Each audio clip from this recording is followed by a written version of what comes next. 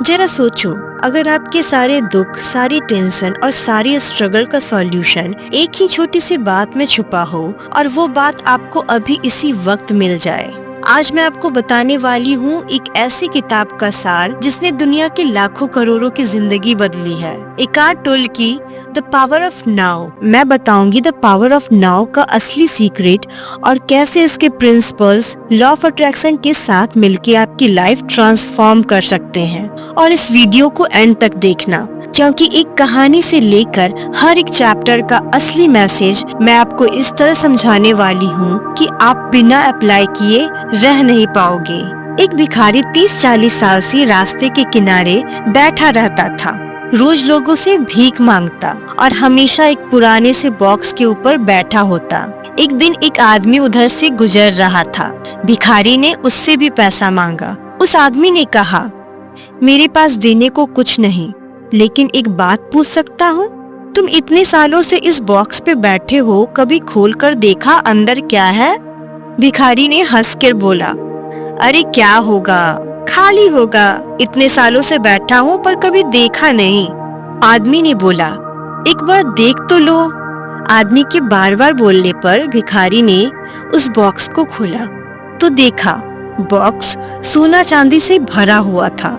और एकार्ट टोले कहते हैं, हम सब उस भिखारी के समान हैं। हम अपनी असली ताकत, अपनी असली रिचनेस अपने अंदर ही लेकर बैठे हैं, लेकिन उसे एक्सप्लोर नहीं करते, बस बाहर दुनिया से मांगते रहते हैं। तो चलिए इस बुक के सारे चैप्टर्स को क्लियरिटी के साथ समझते हैं। Chapter 1, you are not your mind. Author कहते हैं कि हम अपने माइंड नहीं हैं। माइंड हमेशा या तो पास्ट की यादों में या फ्यूचर की चिंता में घूमता रहता है, लेकिन असली लाइफ सिर्फ एक जगह होती है, नाउ में। लॉ ऑफ अट्रैक्शन में भी जब आप अभी के पल में अवेयर होते हो, वाइब्रेशन हाई हो जाता है और इसी एनर्जी से फ्यूचर मैनिफेस्ट होता है। Chapter 2, consciousness, the way out of pain. हमारा पेन सिर्फ तब तक रहता है जब हम उसका रेजिस्टेंस करते हैं। जो है उसे एक्सेप्ट करना ही फ्रीडम है।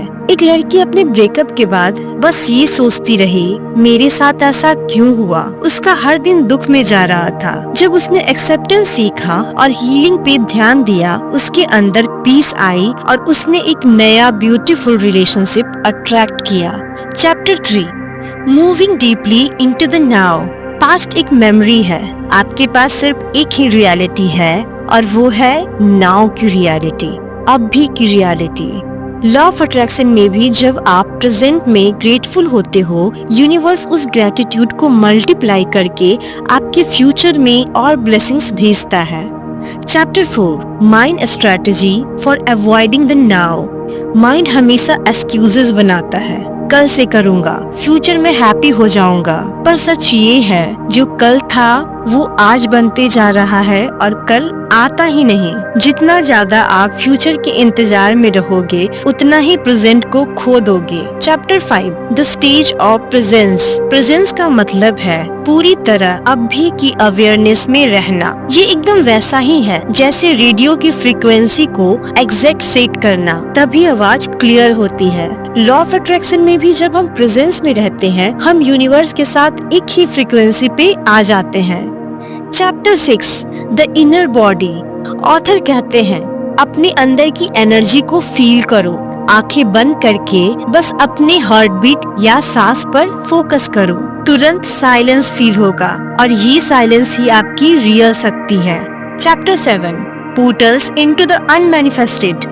नेचर्स, साइलेंस और डीप मेडिटेशन हमें उस एनर्जी से जोड़ देते हैं जिसे हम गॉड, सोर्स या यूनिवर्स कहते हैं, और वहीं से रियल इंस्पिरेशन और हीलिंग आती है। Chapter 8, enlightened relationships. ज्यादातर रिलेशनशिप्स में दुख इसलिए होता है क्योंकि दोनों अपने ईगो और पुराने पेन के साथ जीते हैं। जब दोनों अवेयरनेस में आ जाते हैं, अपने ईगो को ऑब्जर्व करना सीख लेते हैं, तभी रिलेशनशिप हील होता है। लॉ ऑफ अट्रैक्शन भी कहता है, अपने पार्टनर को आज के मोमेंट में ग्रेटिट्यूड भेजो, कल का रिश्ता ऑटोमेटिकली और प्यारा हो जाएगा। Chapter chapter 9 beyond happiness and unhappiness there is a peace. हमारी हैप्पीनेस कंडीशन पे डिपेंडेंट होती है। ये मिलेगा तो मैं खुश हो जाऊंगा, लेकिन पीस अभी के पल में होता है। Real Joy is not tomorrow's result, it's today's choice. असली खुशी कल के परिणाम में नहीं, आज के चुनाव में है। Chapter 10 the meaning of surrender. Surrender का मतलब है लाइफ को एक बड़ा यस कह देना। हम अक्सर रेजिस्ट करते हैं, ये क्यों हुआ, ऐसा क्यों हुआ, ऐसा क्यों नहीं हुआ। रेजिस्टेंस से सिर्फ सफरिंग बढ़ता है, लेकिन जैसे ही हम एक्सेप्ट कर लेते हैं और ट्रस्ट कर लेते हैं, तब भी मिरेकल होता है। लॉ ऑफ अट्रैक्शन में भी यूनिवर्स तभी डिलीवर करता है जब आप कंट्रोल छोड़कर ट्रस्ट और सरेंडर करते हो। जब आप यस बोल देते हो, उसके पीछे जाना छोड़ देते हो, जिंदगी खुद ही आपके अकॉर्डिंग काम करने लगती है। द पावर ऑफ नाउ हमें ये सिखाती है कि असली खुशी, असली शांति और असली मैनिफेस्टेशन सिर्फ एक जगह है, अभी के पल में।